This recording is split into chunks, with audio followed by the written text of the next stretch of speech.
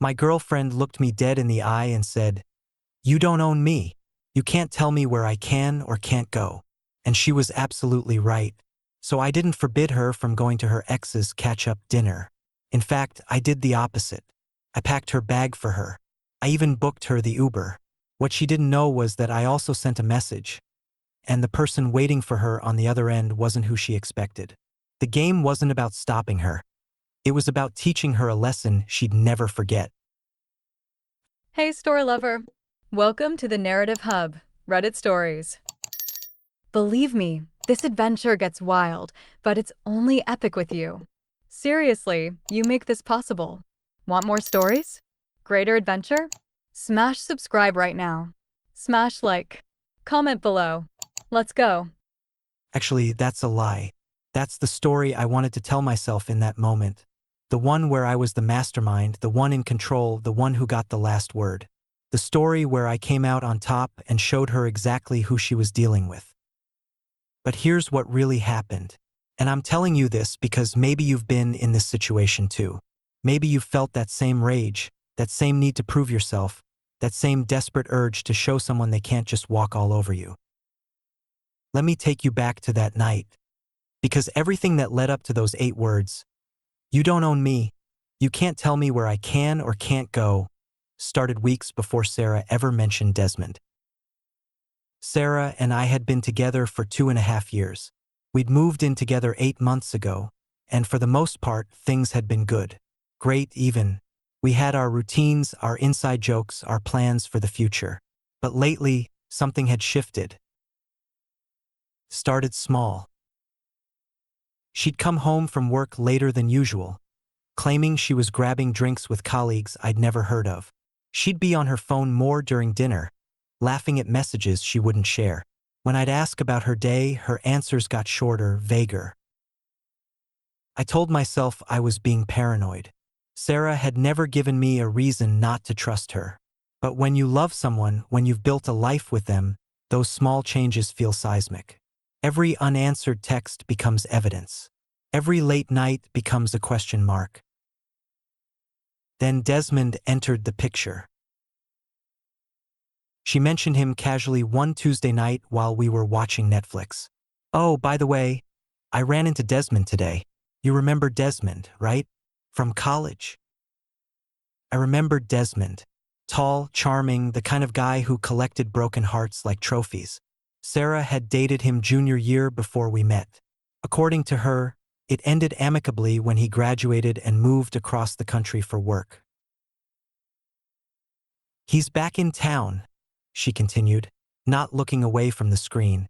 "Got transferred here for his job. Isn't that weird how these things work out?" My stomach dropped, but I kept my voice level. "Yeah, weird."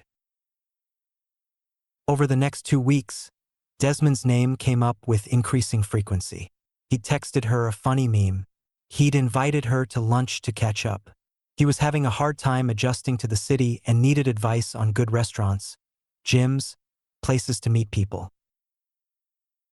Each mention felt like a small betrayal, even though Sarah wasn't hiding anything. She'd show me the texts sometimes, laugh about his dating disasters, mention how good it felt to reconnect with old friends. But something in my gut kept churning. The breaking point came on a Thursday night. Sarah was in the shower when her phone buzzed on the nightstand. I wasn't trying to snoop. The message notification lit up the screen before I could look away. "Desmond, can't wait for tomorrow night. It's been too long since we really talked." Tomorrow night. She hadn't mentioned any plans with Desmond for Friday. We usually spent Friday nights together, movie night, takeout, just us. It was our thing. When she came out of the bathroom, towel wrapped around her hair, I tried to sound casual. "What are you up to tomorrow night?" She froze for just a split second. "Tomorrow? Oh, I might grab dinner with Desmond. He's been having a rough week." "You didn't mention that." "I didn't think it was a big deal. It's just dinner." But the way she said it, the way she wouldn't meet my eyes, made it feel like anything but casual. That's when the spiral started. I spent the entire next day imagining scenarios. What if this wasn't just a friendly catch-up? What if Sarah was having second thoughts about us? What if she was comparing me to Desmond and finding me lacking? By the time Sarah got home from work Friday evening, I was wound tighter than a spring. She was getting ready to leave, putting on that dress I loved, the blue one that made her eyes pop, and I couldn't hold it in anymore. "So you're really going," I said. She looked at me in the mirror while she put on lipstick. "Going where?" "To dinner. With Desmond." "Yes, Jake. I told you I was going to dinner with Desmond. You told me you might be going. You didn't confirm anything." Sarah turned around, and I could see the annoyance building in her expression. "What is this about?" "Nothing. I just think it's weird that you're getting all dressed up for your ex-boyfriend." "He's not my ex-boyfriend. We dated for like 6 months in college. And I'm not dressed up. This is how I normally dress when I go out."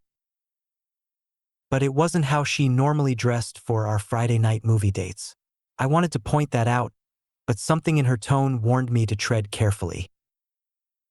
"Look," she said, sitting on the edge of our bed. "If this bothers you, we can talk about it. But Desmond is my friend. We have history, yes, but it's ancient history. I'm with you now." I wanted to believe her. I wanted to be the cool, confident boyfriend who didn't get jealous over dinner dates with old friends. But I couldn't shake the feeling that I was losing her, inch by inch. "I just don't understand why you need to have dinner with him at all. Can't you catch up over coffee? During the day?" Sarah's eyes flashed. "Can't I? What now?" "I'm not saying you can't. I'm just saying it seems weird to have dinner with an ex when you have a boyfriend." "Weird to who?" "To you." "To most people in committed relationships, yeah." That's when she stood up, grabbed her purse, and delivered the line that would echo in my head for weeks to come. "You don't own me, Jake. You can't tell me where I can or can't go." Standing there in our kitchen with her car keys in her hand and fire in her eyes, my first instinct was exactly what you'd expect: to show her who was boss, to prove a point, to make her regret challenging me. My mind immediately went to all the ways I could assert control. I could take her car keys. I could call Desmond and tell him the dinner was off. I could follow her, show up at the restaurant, make a scene. I could pack her stuff while she was gone and leave it by the door. I could change the locks. I could empty our joint checking account. I could call her boss and tell them she was having a family emergency and needed to take time off work.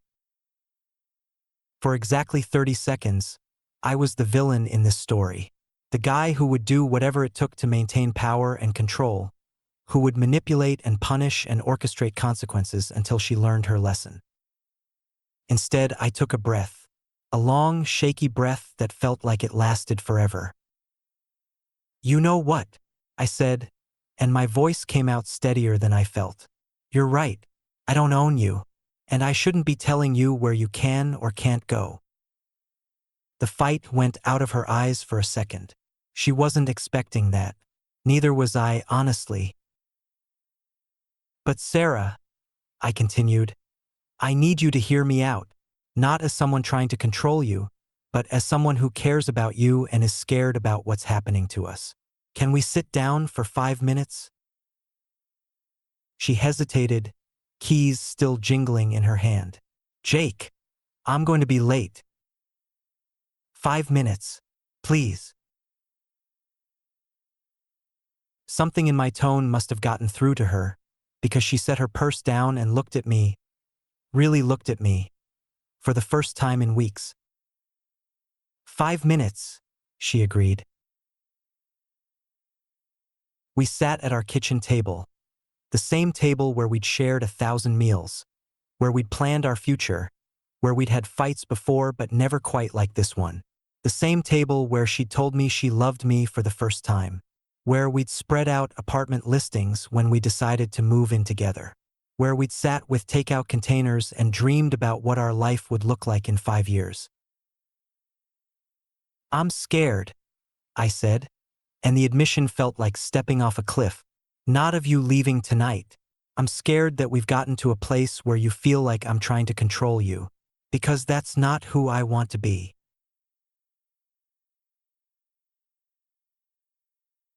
Sarah's posture softened slightly. She was still holding her keys, but they'd stopped jingling. It's not about Desmond, I continued, and saying his name out loud felt like swallowing glass. I mean, it is, but it's not. I trust you, but I've been feeling like we're drifting apart, and when you told me about this dinner, it felt like you were choosing to spend time working through things with him that maybe we should be working through together. For a long moment, neither of us said anything. The kitchen clock ticked above the refrigerator. Somewhere down the hall, our neighbor's TV was too loud. I didn't think about it that way, Sarah said quietly.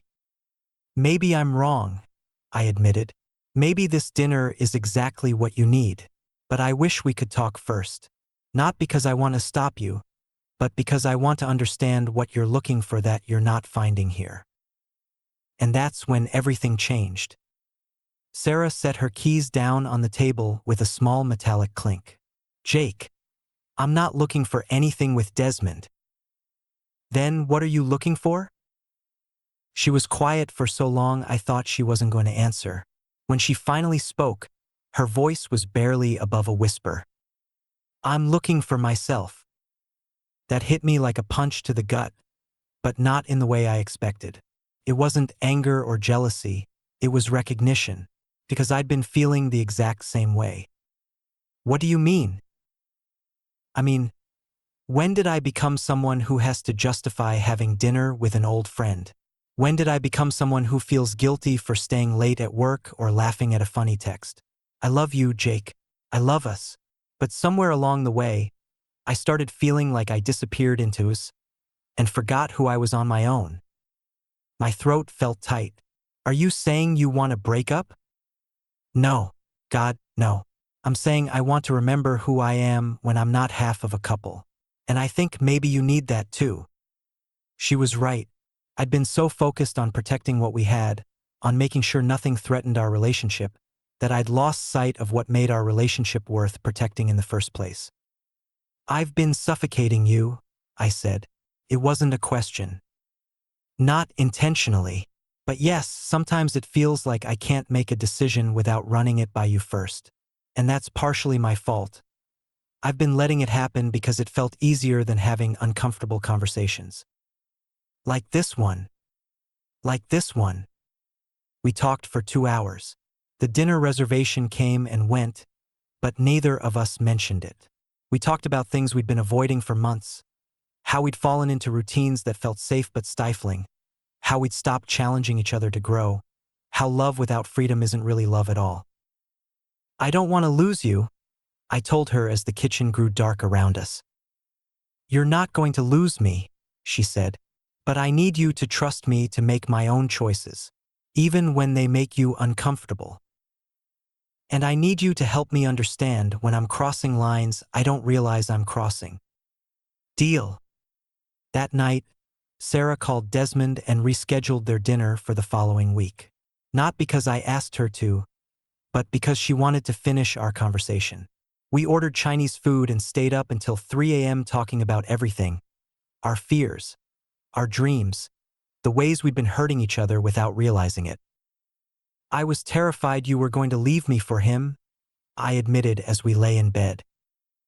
I was terrified you were going to try to stop me from having any friends at all, she replied. We both laughed, but it was the kind of laughter that comes after crying, shaky and relieved and a little bit broken. The next week, Sarah did have dinner with Desmond. She came home and told me all about it, how he was struggling with his own relationship, how it felt good to be someone else's sounding board for once instead of always being the one who needed advice. How talking to him had reminded her of parts of herself she'd forgotten. He asked about you, she said, curled up against my side on the couch. What did you tell him? I told him you're the best thing that ever happened to me, and that I'm still learning how to be in love without losing myself. 3 months later, Sarah got the promotion she'd been working toward for 2 years. 6 months after that, we moved to a bigger apartment where she had space for the art studio she'd always wanted. A year later, I started going back to school part-time to finish the degree I'd abandoned when we moved in together. Desmond became a regular part of our social circle. He brought his girlfriend to our housewarming party, and the four of us have become genuine friends. Sometimes I look at him and think about that night, about how close I came to losing everything because I was more interested in being right than being happy. The night Sarah told me I didn't own her, I had a choice. I could have played games, orchestrated consequences, proven my power. I could have become the villain in my own love story. Instead, I chose to listen, to be vulnerable, to admit I was scared instead of pretending I was in charge. That choice didn't make me weak. It made us stronger. Because here's the truth nobody wants to hear. You can't force someone to choose you.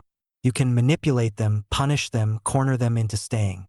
But at the end of the day, love isn't something you can control or command or teach through consequences. It's something you earn, every single day, through respect, through honesty, through showing up as the person they'd actually want to be with. Sarah was right that night. I didn't own her, but more importantly, I learned that I didn't need to. She chose me anyway, and she keeps choosing me every single day. Not because she has to, because she wants to. And that makes all the difference.